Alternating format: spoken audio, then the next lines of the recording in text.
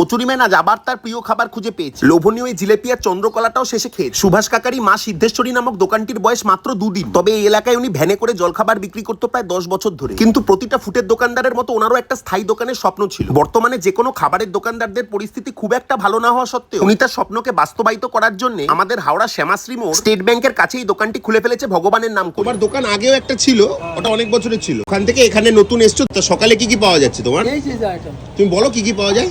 কচুরি, আচ্ছা কড়াইশুঁটি কচুরি, আচ্ছা জিলেবি, চন্দ্রপুলি, খাস্তা কচুরি, সিঙ্গাড়া কচুরি 7 টাকা, সিঙ্গাড়া 8 টাকা, খাস্তা 10 টাকা, জিলেবি 6 টাকা। 6 টাকা। কটা থেকে কটা অবধি পাওয়া যাবে? 7টা থেকে রাত্রি 9টা পর্যন্ত।